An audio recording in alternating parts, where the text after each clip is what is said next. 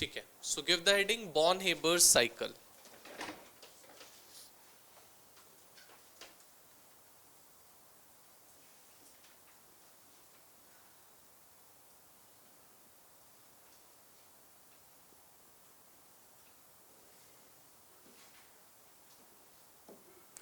चलो ध्यान से देखोगे बॉर्न हेबर्स साइकिल क्या होती है, क्या कहती है, अच्छे से देखो। जो हम लोगों ने एंथैल्पी के टॉपिक में ही सॉल्ट फॉर्मेशन के लिए बात करी, कोई भी सॉल्ट, जैसे हमने एक क्वेश्चन किया था सॉल्ट क्वेश्चन नंबर 2 केसीएल की फॉर्मेशन, केसीएल की फॉर्मेशन के लिए we were being given with the different different reactions, उससे हमने केसीएल को डिराइव किया था।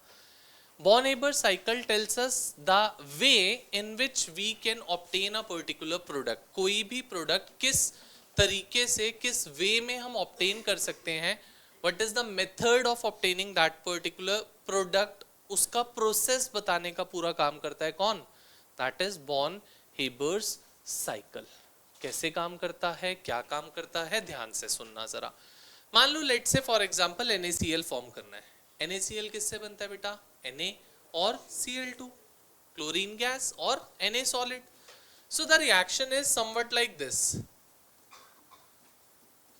Na solid plus Cl2 gas gives you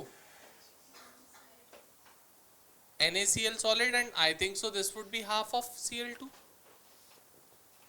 अब बेटा ये NaCl वाली जो रिएक्शन है, this is not a straight forward a single step reaction, ये एक स्टेप में नहीं होती है, it takes place in multiple steps. So we need to discuss that multiple steps only, कि क्या क्या स्टेप्स में ये पर्टिकुलर रिएक्शन होती है, which all steps are being involve for this reaction to take place. ध्यान से सुनेंगे क्या होता है। So starting off with first thing, Na solid बेटा, कभी भी अगर मैं NaCl सॉलिड की बात करता हूं तो इसमें क्या प्रेजेंट होएगा, Na plus and Cl minus, Na plus and Cl minus. तो इवेंचुअली आपको क्या चाहिए, Na प्लस चाहिए और Cl माइनस चाहिए, तभी तो ऑब्टेन कर पाओगे। अब Na प्लस और Cl माइनस बनाने के लिए इसका मतलब सोडियम में से इलेक्ट्रॉन लूज करना है, क्लोरीन ने इलेक्ट्रॉन गेन करना है। एंड इफ यू रिमेंबर हम लोगों ने बात करी थी आयोनाइजेशन एंथैल्पी और इलेक्ट्रॉन गेन एंथैल्पी की।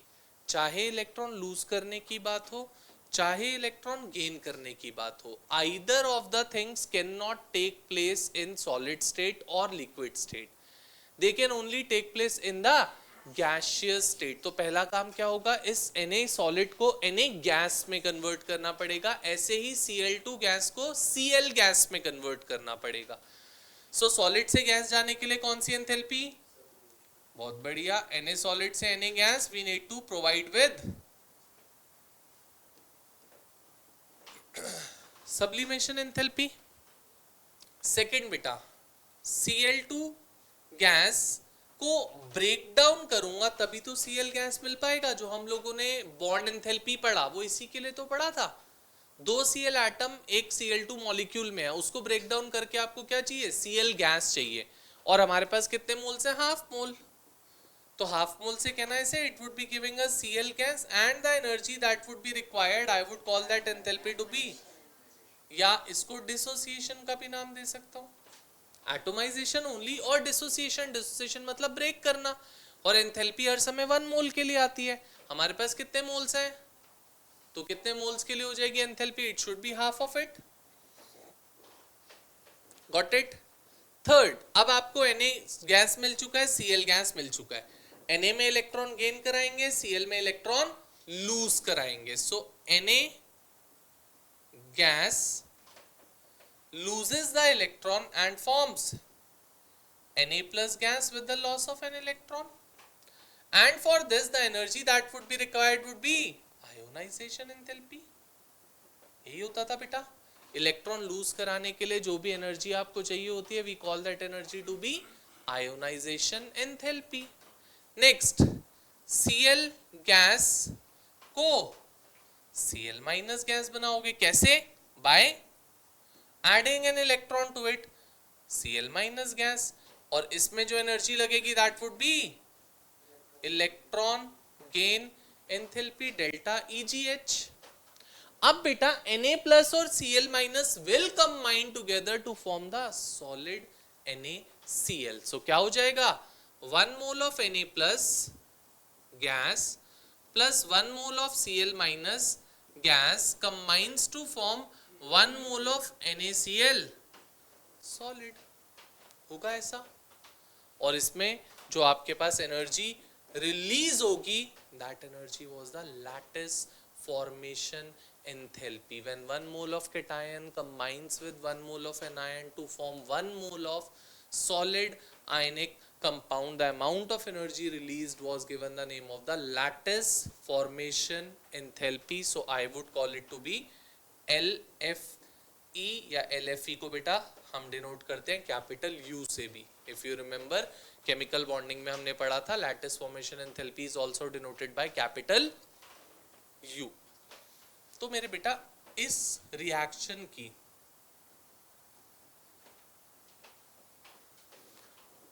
जो ओवरऑल एंथैल्पी होगी, can I say it would be the sum of all these enthalpy, क्योंकि हमने एंथैल्पी पढ़ा that it is a state function which depends upon the initial state and final state of the system irrespective of the path that you adopt to move from reactants to. बेटा reactant क्या क्या थे, Na और Cl2, और product ये था. यहाँ पे भी देखो आपने रिएक्टेंट ये रहे दोनों, और फाइनली आपको प्रोडक्ट क्या मिला. तो चाहे मैं इस डायरेक्शन से जाऊं, चाहे मैं ये सारे स्टेप्स करके यहाँ पे पहुंचू, the enthalpy would come out to be same. तो shall I say according to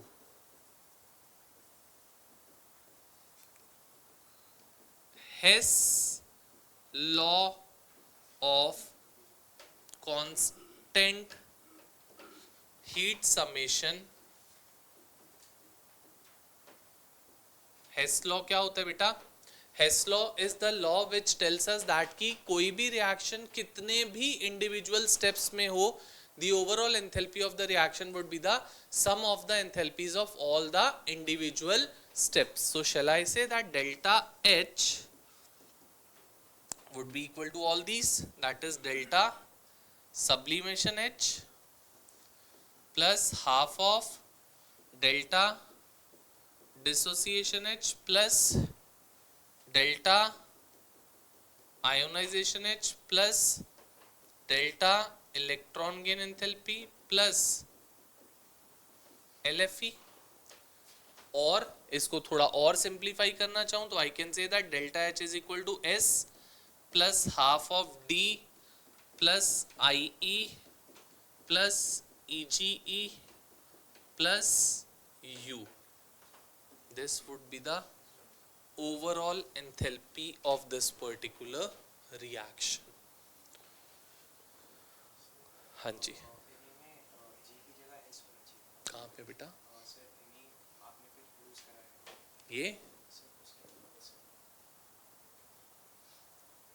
ये वाला बेटा यानी गैस ही तो है, ये देख,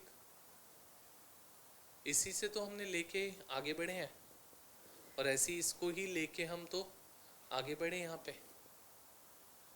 So this is the whole process in which a salt is basically being formed, and whenever you calculate the overall enthalpy, it is the sum of the enthalpies of the individual reactions given by the Hess law of constant heat summation. हाँ बेटा बोल.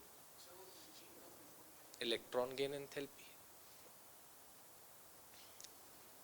सो अगर मैं इसको flow chart की form में दिखाऊं, since the name is the Born Haber's cycle, so आपको साइकिल की फॉर्म में दिखाना होगा, तो मैंने सारी रिएक्शंस दिखाई हैं. So can I show it like this. देखो इधर आपके पास क्या था, Na solid plus half of Cl2 gas gives NaCl solid, ये था बेटा हमारे पास. तो पहले स्टेप में क्या होगा, क्या हो गया ये, पहले स्टेप में क्या होगा, Na solid would get converted to Na gas by the energy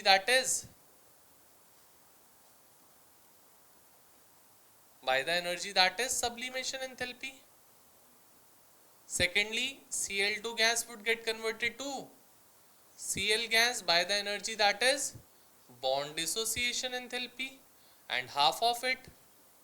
फिर Na gas would get converted to Na plus gas by the ionization enthalpy, Cl gas would get converted to Cl minus gas by giving the electron gain enthalpy, and eventually these two would add up to give us this thing by giving the lattice formation enthalpy, or by the release of lattice formation enthalpy. This is the overall flow chart of the formation of NaCl. NaCl को form करने का, this is the overall process. So they can give you directly that show the formation of KCl, NaCl या any other salt by the Born-Haber's cycle. Using Born-Haber's cycle, obtain any of the salt. So you have to go in this particular manner, all the reactions, then go for the flow chart of it.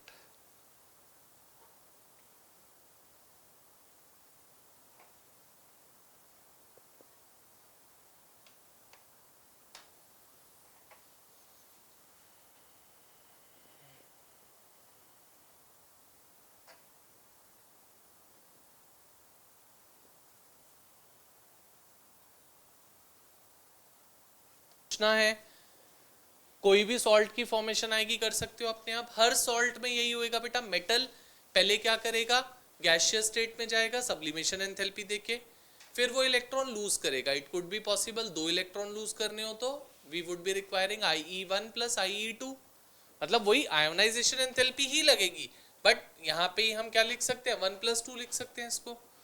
Non metal हर समय क्या करेगा, अगर gaseous state में है और molecular form में है तो पहले वो आयनिक फॉर्म में आएगा, एटॉमिक फॉर्म में आएगा, और उसके बाद उसमें इलेक्ट्रॉन गेन होएगा, इलेक्ट्रॉन गेन एंथैल्पी लगेगी. और सब में ये वाली एंथैल्पी तो फिक्स्ड है, lattice formation enthalpy, because when 1 mole of cation combines with 1 mole of anion to form 1 mole of solid ionic compound, the amount of energy released in that case is lattice formation enthalpy that would be released for any salt. कोई भी salt हो वो release होगी ही होगी.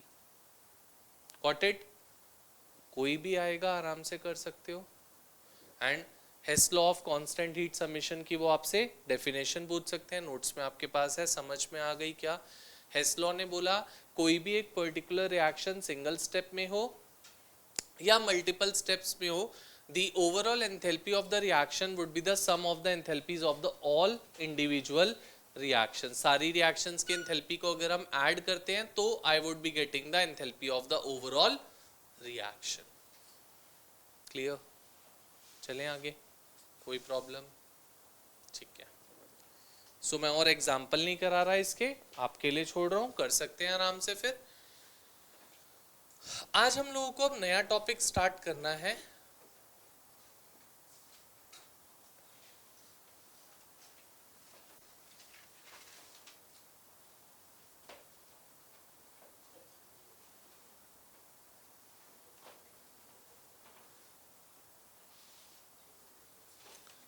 Today we would be starting off with our next topic, next thermochemical या thermodynamic process you can say, जिसमें हमको एंट्रोपी की बात करनी है. आज हमने 2 थर्मोडायनेमिक फंक्शन पढ़े हैं, एक इंटरनल एनर्जी पढ़ा था, दूसरा एंथैल्पी पढ़ा था. आज जो है हम थर्ड थर्मोडायनेमिक फंक्शन पढ़ेंगे. That thermodynamic function is entropy. वो एंट्रोपी की बात करने से पहले मुझे आपको किससे बात करनी पड़ेगी हम लोगों को, that is spontaneous and non spontaneous process के बारे में सबसे पहले बात करनी पड़ेगी. So coming over to a spontaneous process. Spontaneous process क्या होता है बेटा? किसी भी प्रोसेस को अगर हम कहना चाहें it is a spontaneous process तो कहते हैं any particular process which have the urge of happening, जो होना चाहता है, चाहे अपने आप हो चाहे हमारे इनिशिएट करने के बाद हो सकता है हम टेम्परेचर दे रहे हो तब हो रहा है, हो सकता है हम प्रेशर दे रहे हो तब हो रहा है, हो सकता है हम वॉल्यूम चेंज कर रहे हो तब हो रहा हो. कोई भी चीज को हमारे इनिशिएट करने पे अगर वो होता है तो that particular process we call it to be a spontaneous process. Any process which have the urge of happening, जो होना चाहता है, उस पर्टिकुलर प्रोसेस को हम क्या नाम देते हैं? अ spontaneous process. Whichever process which have the urge of happening, we call that process to be a spontaneous process, either by itself or initiated by us, उसको बोलते हैं spontaneous. और बेटा नॉन स्पॉन्टेनियस प्रोसेस क्या होता है? जो होना ही नहीं चाहता, ना तो अपने आप हो रहा है ना ही आपके इनिशिएट करने पे हो रहा है. आप टेम्परेचर बढ़ा रहे हो, प्रेशर बढ़ा रहे हो, वॉल्यूम चेंज कर रहे हो, कुछ भी कर रहे हो, that process is not taking place, it's not going further. So ऐसा प्रोसेस जो हो ही नहीं सकता, neither by itself nor initiated by you, that process we call it to be a non-spontaneous process. And the one which have the urge of happening either by itself or initiated by us, we call it to be a spontaneous process. So write down first, a process which have the urge of happening, a process which have the urge of happening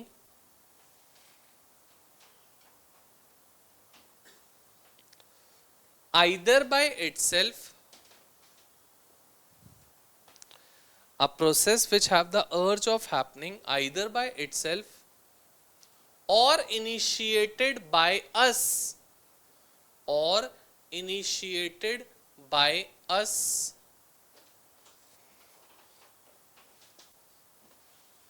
is known as a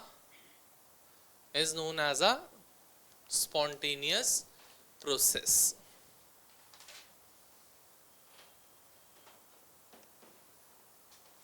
non spontaneous में लिखो,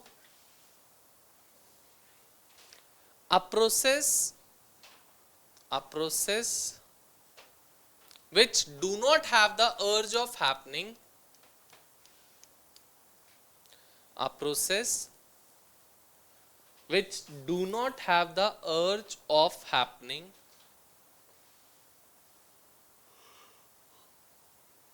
neither by itself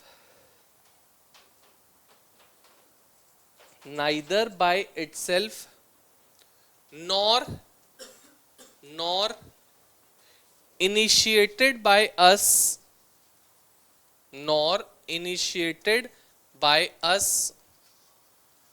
is known as a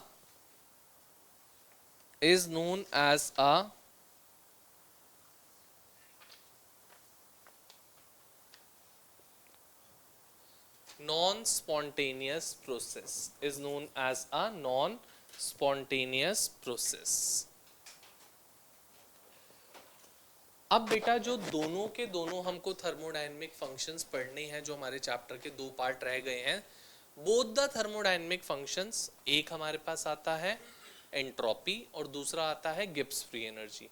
Both of the thermodynamic function are basically used to identify that is a reaction spontaneous or is it a non-spontaneous reaction. वो decide करने के लिए हम use करते हैं दोनों thermodynamic functions को. So starting off with first thermodynamic function, that is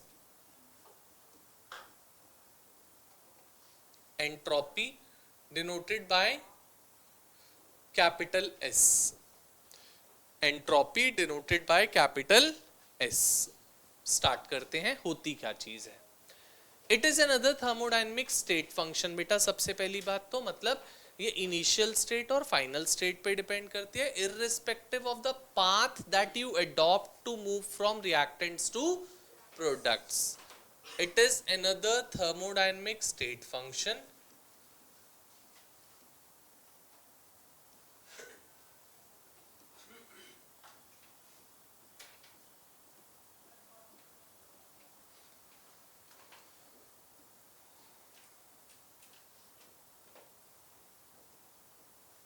It is another thermodynamic state function, मतलब it would depend upon the initial state and final state of the system and not on the path that you are adopting.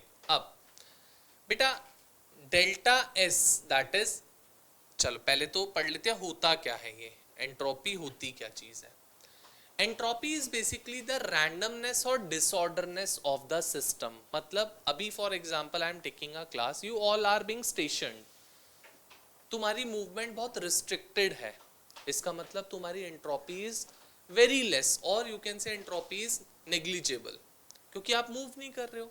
And entropy is nothing, it is the randomness और disorderness of a system. किसी भी एक system में जो components present है, चाहे वो liquid है, सॉलिड है, गैस है, वो कितना मूव कर रहे हैं, कितना रैंडम है, कितना डिसऑर्डर्ड है, वो बताने का काम कौन करती है? Entropy.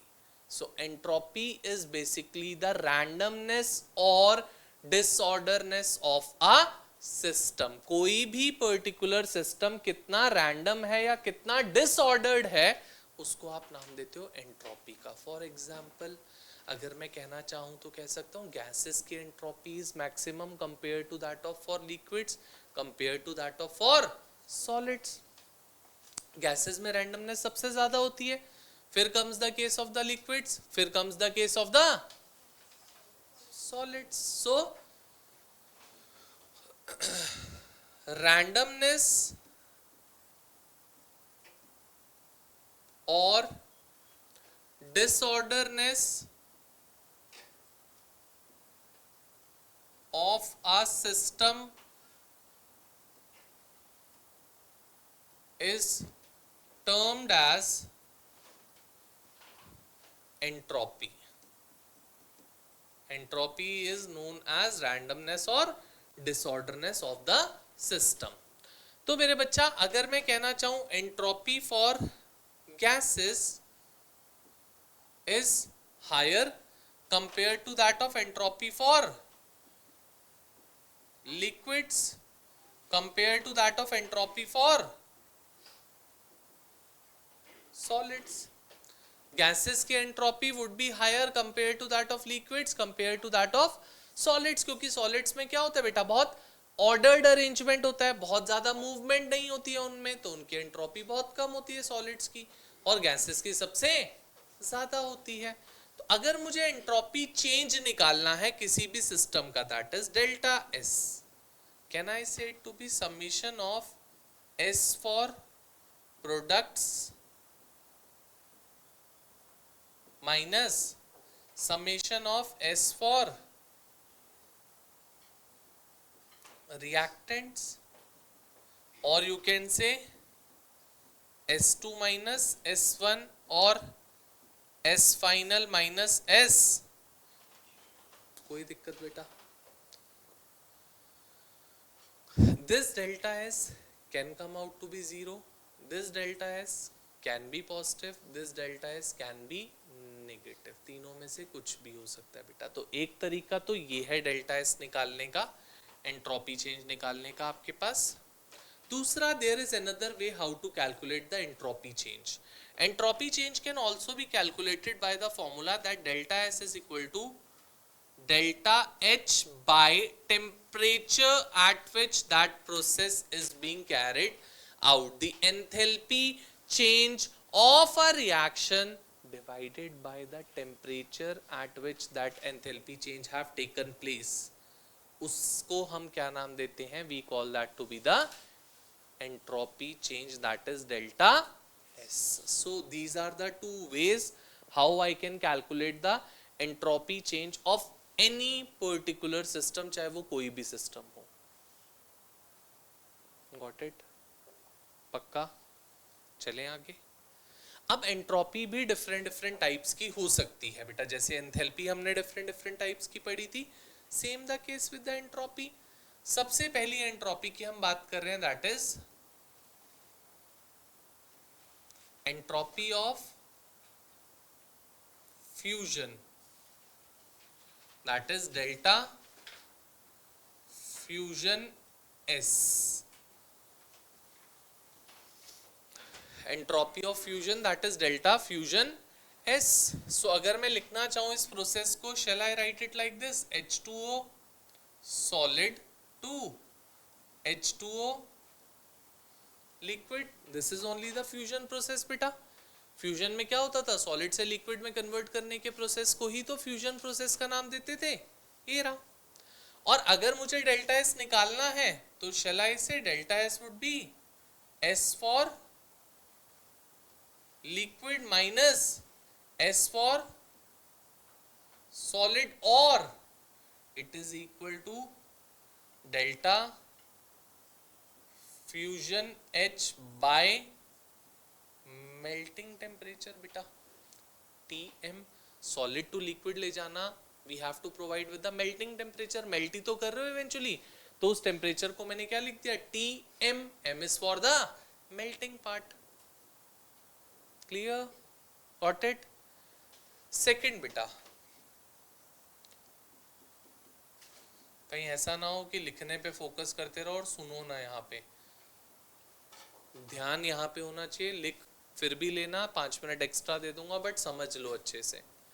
Entropy of vaporisation,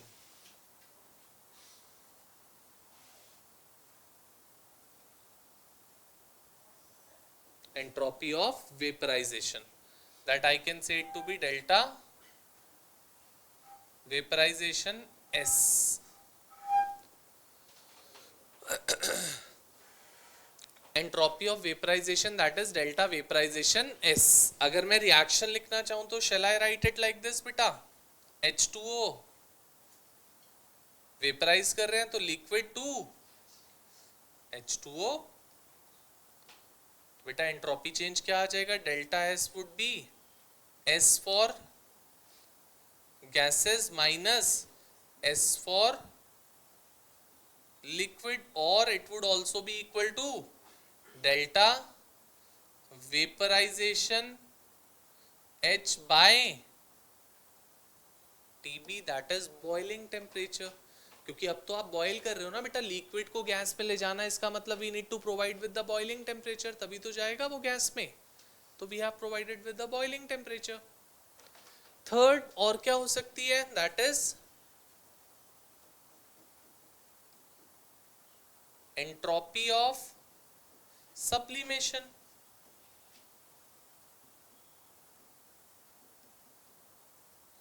that is delta sub S, delta sub S क्या हो जाएगा, H2O solid to H2O gas, so delta S for this particular process would be S for gases minus S for solid, it would also be equal to delta sublimation H by temperature।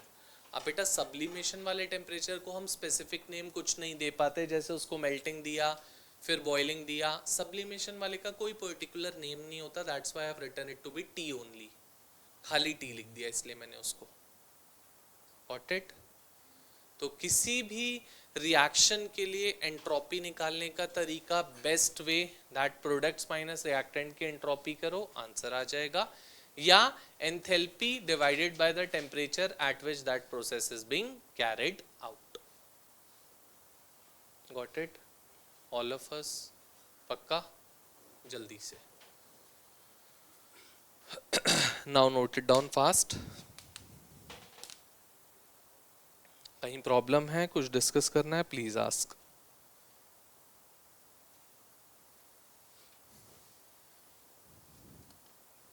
ये topic start किस लिए किया था, this we started off with entropy to decide about the spontaneity and non spontaneity, that की किसी भी process की spontaneity अगर चेक करनी है तो we would be deciding it by the entropy change. तो बोलता है कैसे आप एंट्रोपी चेंज से पता करोगे, बोलता है डेल्टा एस टोटल निकालो, you can get the thing that is a process a spontaneous process और would it be a non spontaneous process. तो बेटा डेल्टा एस टोटल कैसे निकाल सकता हूं, delta S of the system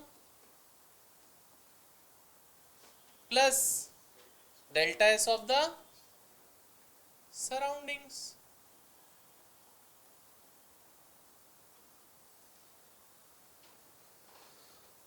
बोलता है डेल्टा एस टोटल निकालो and from delta S total we would be deciding that is this process a spontaneous process और would it be a non spontaneous process. तो कहता है अगर delta S total comes out to be greater than 0, मतलब it comes out to be positive, then that process is a spontaneous process.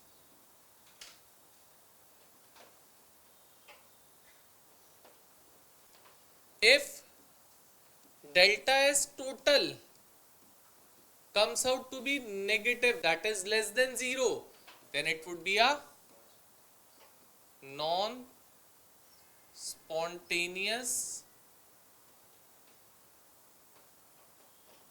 process. And if delta S total comes out to be equal to 0, then it is a process at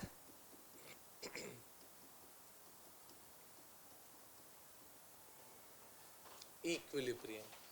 Then वो process क्या होगा? The process would be at equilibrium if delta S total comes out to be equal to 0. Okay. Lastly, in the entropy part, one more thing comes as second law of thermodynamics. Second law of thermodynamics.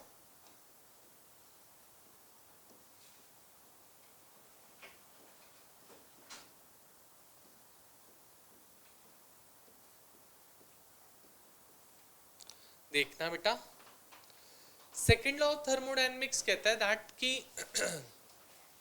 किसी भी spontaneous process की बात करें तो कहता है all spontaneous processes are accompanied by net increase of entropy. इसी बात को बोलता है बेटा कि कोई भी spontaneous process अगर होता है तो that spontaneous process would be carried out with net increase of entropy. मतलब delta S total would be higher, मतलब it would be greater than 0. There would be net increase in entropy if we are talking about any spontaneous process. So it says that all spontaneous processes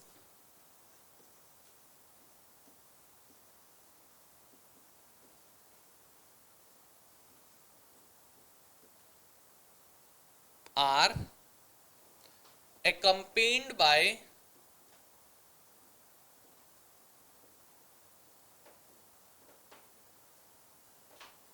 net increase of entropy.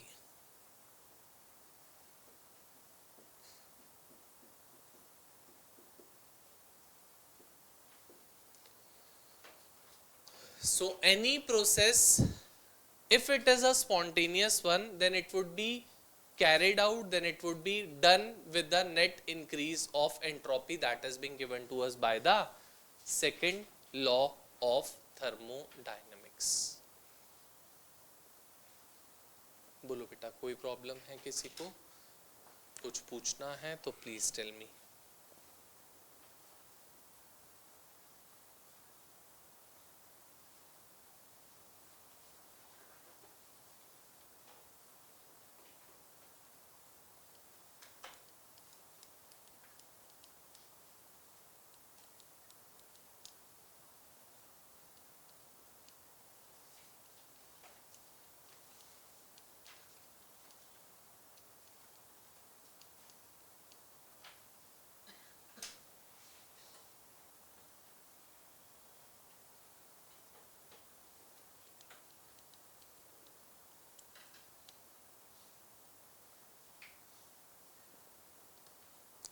आते हैं numericals देखते हैं, आ जाओ जल्दी से notes में. Question number 1 solved. Question number 1 कहाँ है नोट्स? क्यों कुंतास कहाँ है बेटा? बेटा मैं चला जाता हूँ घर पे, ले आता हूँ, ऐसा करता हूँ. हाँ अगली बार से ले आएगा तो फिर क्लास भी अगली बार ही करेंगे. अभी बाहर ही बैठते हैं थोड़ी देर.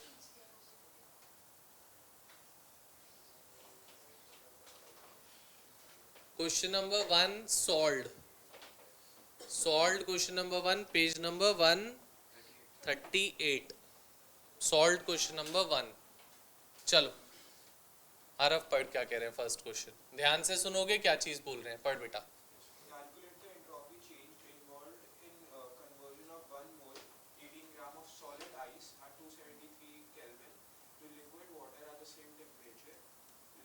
heat of fusion is 6025 joule mole per mole. सुनना बेटा, बोल रहे हैं कि we need to calculate the entropy change of a process that is 1 mole of solid water, that is H2O solid, to 1 mole of H2O liquid, where the latent heat of fusion of water is being given to us as 6025 at a temperature of 273 kelvins. One of the easiest one, सब चीज given है, directly divide करना है, answer आ गया बेटा. हमने entropy change क्या सीखा अभी? Delta S is equal to delta H by T, that's it. Delta H आपके पास है, यस, 6025 डिवाइडेड बाय 273, डिवाइड करेंगे हमारा आंसर आ जाएगा. क्या आ रहा है आंसर? 22 यूनिट्स क्या हो जाएंगी बेटा? देखो, ये थी जूल पर मोल में divided by temperature, so joule per mole kelvin, joule per mole kelvin. Solve question number 2. तो या पढ़ बेटा सेकंड क्वेश्चन क्या कह रहे हैं, सुनेंगे अच्छे से. सॉल्व क्वेश्चन नंबर 2, बोल बेटा.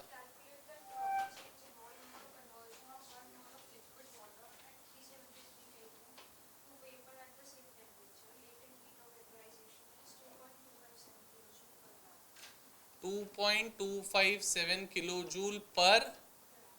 अब यहाँ पे थोड़ा सा ट्विस्ट है बेटा. आपको बोला है we need to calculate the entropy change at temperature to 373 Kelvin and the latent heat of fusion for water is 2.257 kilojoule per gram.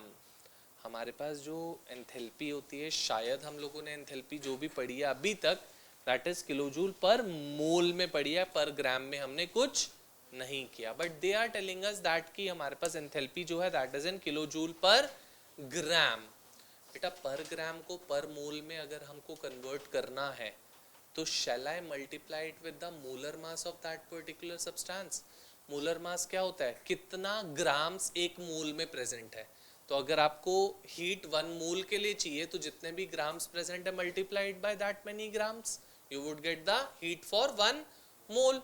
So delta H अगर मैं लिखना चाहूँ तो डेल्टा एच को क्या लिख सकता हूँ बेटा? 2.257 इंटू 18, क्योंकि वाटर का मोलर मास क्या होता है बेटा? 18 होता है, इंटू 18. सो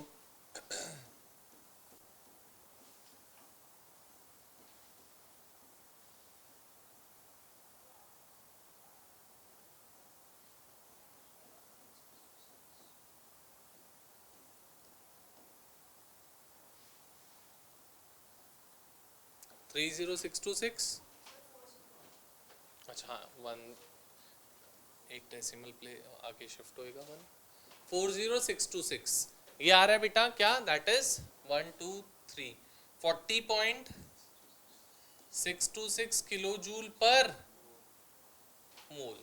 हमको क्या निकालना है बेटा? Delta S. So delta S क्या हो जाएगा? Would be delta H by T. Delta H is 40.626 by temperature is, solve करेंगे बेटा हमारा आंसर आ जाएगा. क्या आ रहा है आंसर बताएगा कोई? 1089 जूल पर मोल केल्विन. हमारे पास किलो जूल्स में आएगा आंसर, उसको किलो जूल्स को जूल्स में करने के लिए यू कैन मल्टीप्लाइड बाय 1000 और you should take 40626 instead of 40.626 we can take it to be 40626. Your answer would automatically come out to be in joules then. ठीक है, जल्दी से नोट डाउन करो.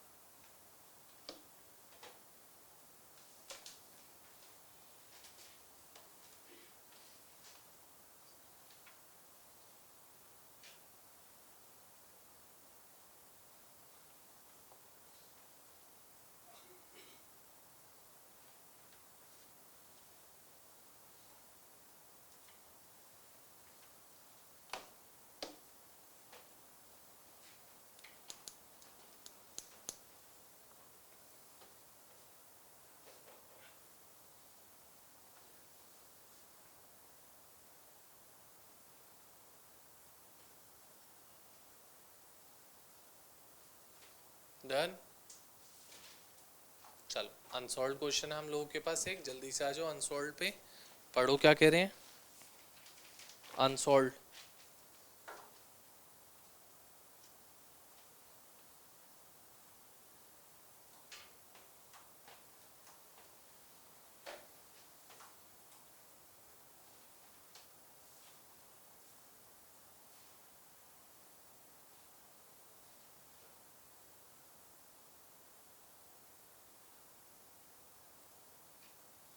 Unsolved question number 1।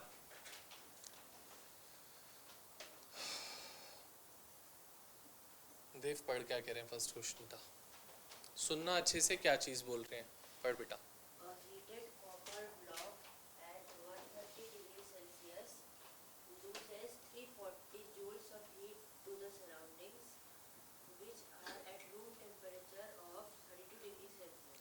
A heated copper block at 130 degrees Celsius loses 340 kilojoules of heat या 340 joules of heat to the surroundings which is at 32 degree Celsius. ध्यान से देखना बेटा यहाँ पे, इधर इधर everyone.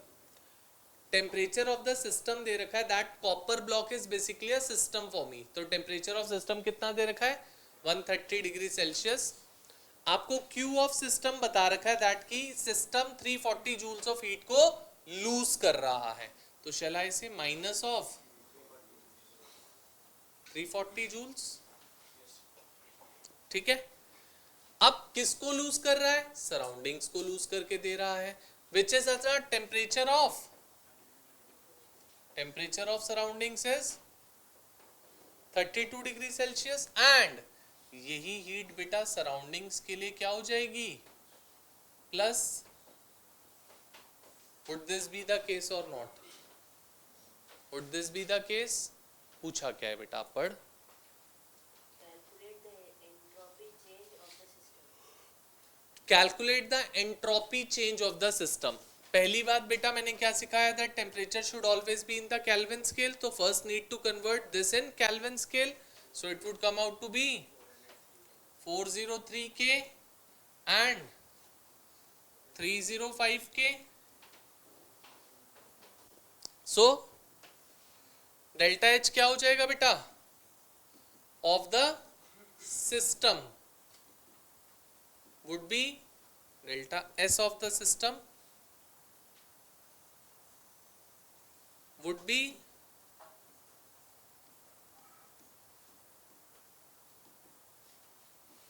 delta H of the system by temperature। delta H कितना है बेटा minus of 340 by 403। clear? It would come out to be somewhere around to be minus of 0.83 joule per mole, या मोल्स नहीं दे रखे आपको, क्वेश्चन में ही नहीं बोला, खाली जूल्स में दे रखा था, जूल पर केल्विन। और क्या पूछा बेटा, entropy change in the surrounding, मतलब delta S of the surroundings भी निकालने के लिए बोला है। That would be delta H by temperature.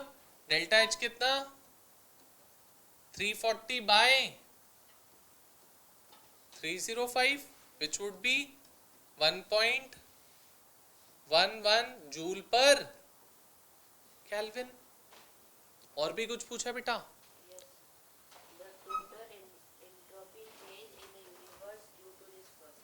the total entropy change in the universe due to this process। तो डेल्टा एस टोटल क्या हो जाएगा बेटा, delta S of the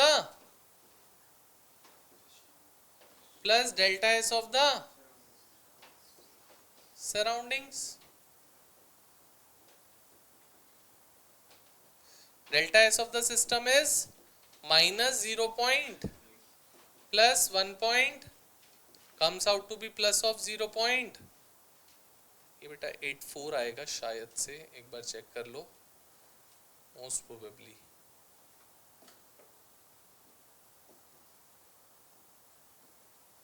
So it would be plus of 0.27 joule per kelvin. वो आपसे ये भी पूछ सकता था बेटा क्वेश्चन में ही, that would this process be a spontaneous process और a non spontaneous process. So would it be a spontaneous और नॉन स्पॉन्टेनियस प्रोसेस? क्योंकि डेल्टा एस टोटल क्या आ रहा है, प्लस में आ रहा है, पॉजिटिव आएगा, इसका मतलब it would be a spontaneous process. So I am writing it over here, it is a spontaneous process.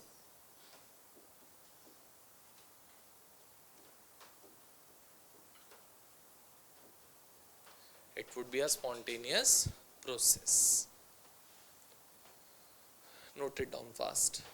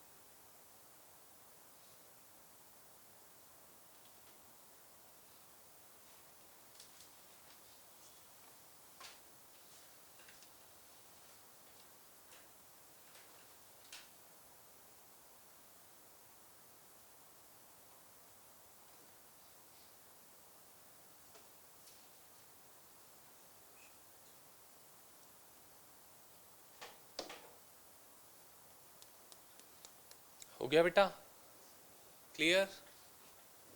चल, so entropy portion is being done over here. Entropy everything we have discussed. अब हम लोगों के पास नया concept, नया topic आता है. That new concept and new topic is Gibbs free energy. Fourth thermodynamic property, that is Gibbs free energy. हमने तीन थर्मोडायनेमिक प्रोसेस, तीन थर्मोडायनेमिक प्रॉपर्टीज पढ़ ली हैं. Internal energy, enthalpy, entropy. Now the last and fourth is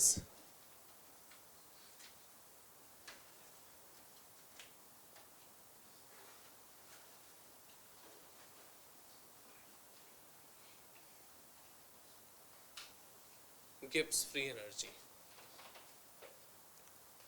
अब Gibbs free energy होती क्या है बेटा, ध्यान से सुनना अच्छे से. It is being denoted by capital G.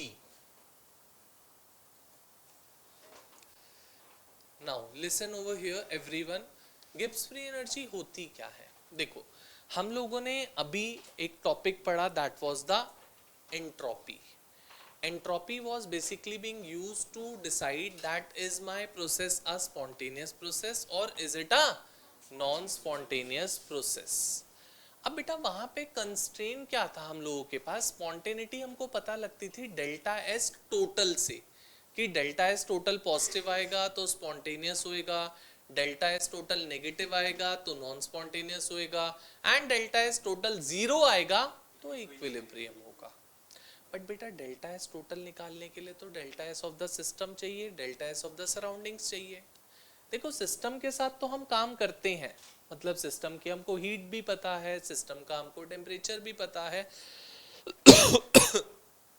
उसके लिए डेल्टा एस निकालना is not a big task, easily निकाल सकते हो. बट सराउंडिंग का टेम्परेचर पता होना और सराउंडिंग की हीट पता होना is difficult for us. Meaningly surrounding के लिए एंट्रोपी निकालना इज रियली डिफिकल्ट, कि कैसे एंट्रोपी निकालेंगे सराउंडिंग्स की. सिंस अगर सराउंडिंग्स की एंट्रोपी नहीं निकल पाती तो we would not be able to find out the total entropy.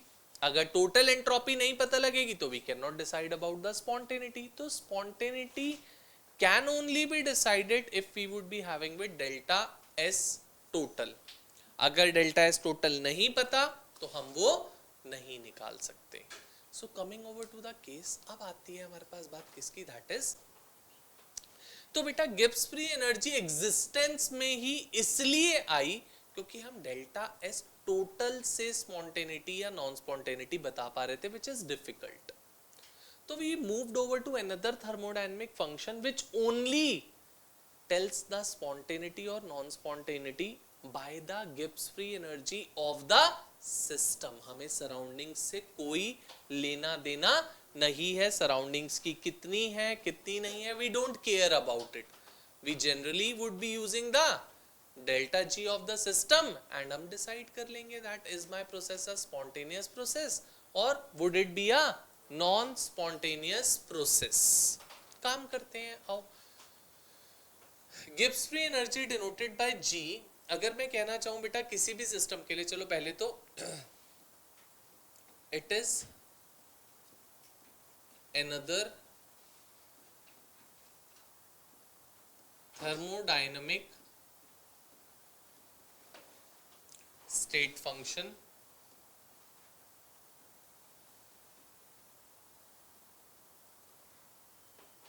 जो initial state and final state of the system पे डिपेंड करेगी, irrespective of the path that you are adopting to move from reactants to products। अगर मान लो बेटा हमें किसी भी system के लिए गिब्स फ्री एनर्जी अगर निकालनी है, Gibbs free energy is basically this, G is equal to H minus Ts, G is equal to H minus Ts where H is the enthalpy, T is the temperature in Kelvin scale and S is the entropy of the system। So G is equal to H minus Ts। अगर मैं कहना चाहूँ बेटा G1 would be H1 minus Ts1, or if I need to say about products, that is G2 would be H2 minus Ts2, H2 minus Ts2, ठीक है। So if I take delta G, delta G क्या होगा बेटा G2 minus G1, और delta G would be H2 minus Ts2 minus H1 minus Ts1, और delta G is equal to H2 minus H1 minus of T S2 minus S1,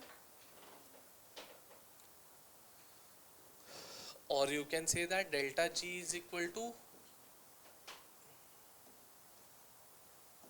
delta H minus of T delta S।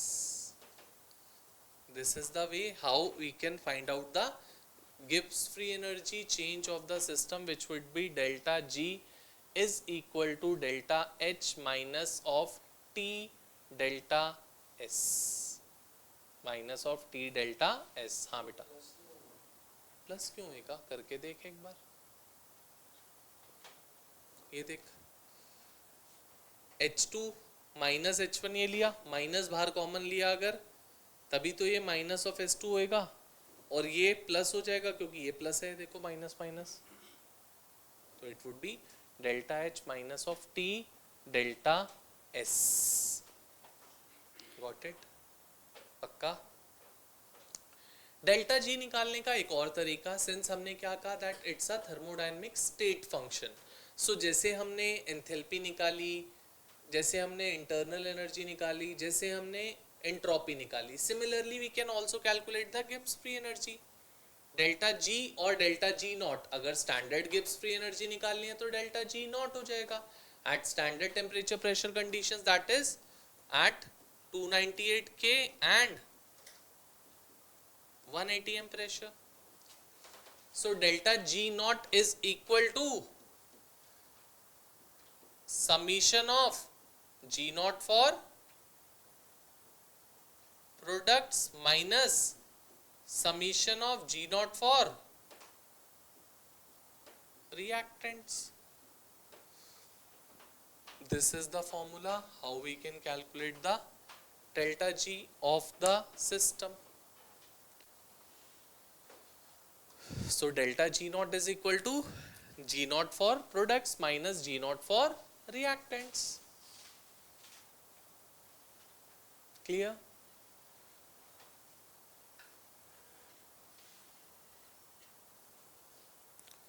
अब बेटा एक derivation आती है, आपके notes में है वो पूरी डेरिवेशन, मैं वो डेरिवेशन नहीं कर रहा because it is not being required, मैं उसका रिजल्ट बता रहा हूँ और उस रिजल्ट से आगे प्रोसीड कर रहा हूँ. So coming over to spontaneity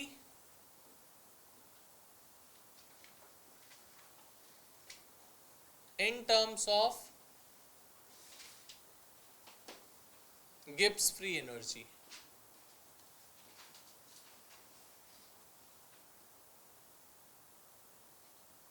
spontaneity बताने जा रहे हैं हम in terms of Gibbs free energy. हम लोगों ने spontaneity in terms of delta S total बताया था बेटा. डेल्टा एस टोटल पॉजिटिव तो spontaneous, delta S total negative तो non spontaneous, delta S total equal to zero तो द प्रोसेस इज एट.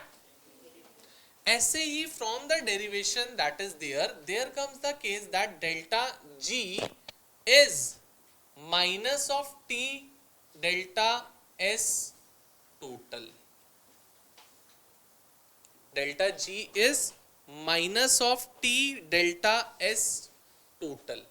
तो बेटा क्या मैं कह सकता हूं जो डेल्टा एस टोटल बोल रहा था उसका अपोजिट डेल्टा जी बोलेगा क्योंकि it is minus of that. So shall I say that if delta g we are talking about, if delta g is greater than 0, या चलो पहले लेस देन की बात करते हैं.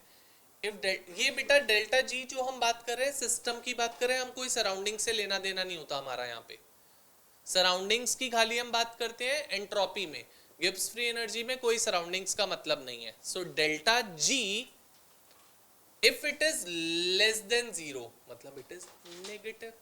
अगर डेल्टा जी नेगेटिव आएगा तो डेल्टा एस क्या आएगा उस टाइम पे, clear. So can I say it would be a spontaneous process. बोलो बेटा यस और नो. सेकेंडली अगर delta G is greater then 0 मतलब पॉजिटिव्स में है अगर, तो it would be a non-spontaneous process. And if delta G is equal to 0 then the process is at equilibrium. delta G less than 0 तो spontaneous, delta G greater than 0 तो non spontaneous, and delta G equal to 0 तो the process would be at equilibrium. Got it? पक्का? जल्दी से note down करते हैं.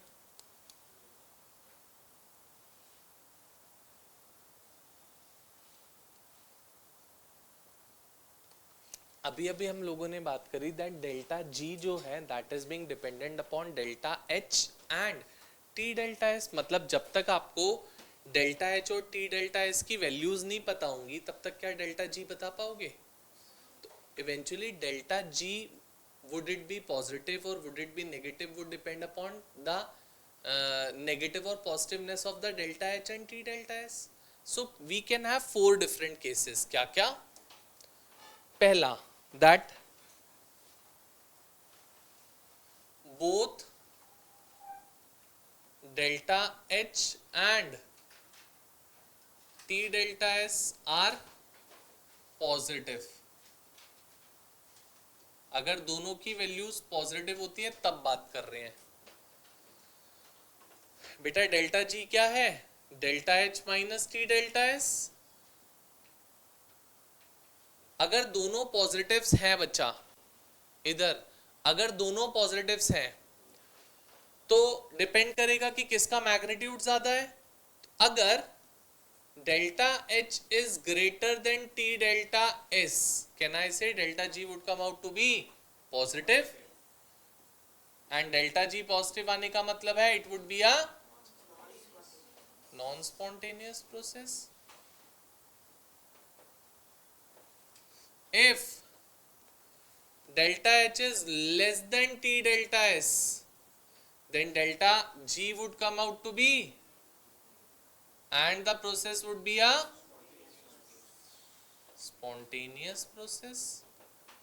If delta H is equal to T delta S, then it would be delta G equal to, and the process would be at,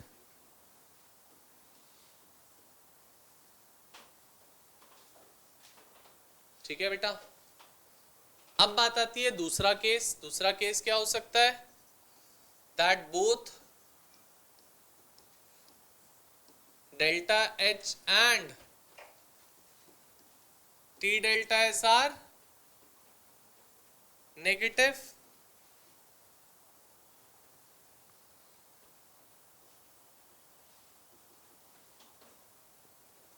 so delta G is delta H minus T delta S. so again बेटा magnitude पे depend करेगा। अगर delta H का magnitude T delta S से बड़ा आता है तो delta G would come out to be positive आएगा, नेगेटिव आएगा, नेगेटिव आएगा। पॉजिटिव कैसे आ जाएगा? Delta G would come out to be negative and the process would be spontaneous. Non spontaneous कैसे? पता नहीं, मतलब नॉन स्पॉन्टेनियस तो बेटा डेल्टा G नेगेटिव पॉजिटिव आएगा तभी तो होगा, और डेल्टा G तो नेगेटिव आ रहा है इस केस में। देखो जब ये भी नेगेटिव है ये भी नेगेटिव है, तो इसकी वैल्यू अगर इस वाले से बड़ी होगी तो ये पॉजिटिव वाला पार्ट कम हो जाएगा डेल्टा H से, and delta H is negative. Delta H is less than T delta S, so delta G would be positive and it would be a non-spontaneous, and if delta H is equal to T delta S, then it would be delta G is equal to 0 and the process is at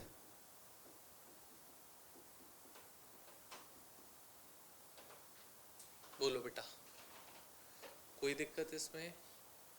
पक्का? Third case क्या हो सकता है बेटा? Delta H is positive and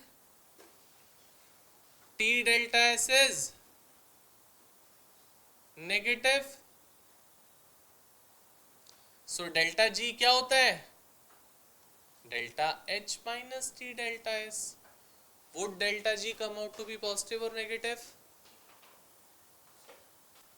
इसमें तो कोई magnitude की बात ही नहीं है बेटा, डायरेक्ट स्ट्रेट फॉरवर्ड है। पॉजिटिव आएगा, नेगेटिव कैसे आएगा मेरे बच्चा? डेल्टा H पॉजिटिव है, T डेल्टा S नेगेटिव है, नेगेटिव नेगेटिव वहां जाके पॉजिटिव हो जाएगा, so delta G would be coming out to be. और बेटा अगर डेल्टा G पॉजिटिव आ रहा है तो प्रोसेस इज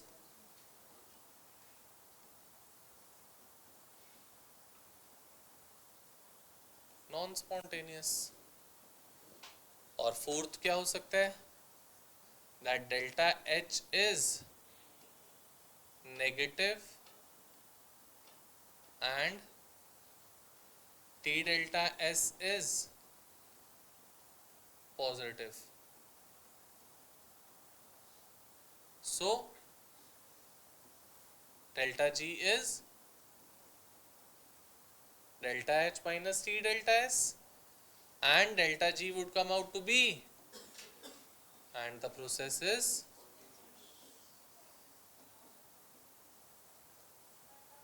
spontaneous process.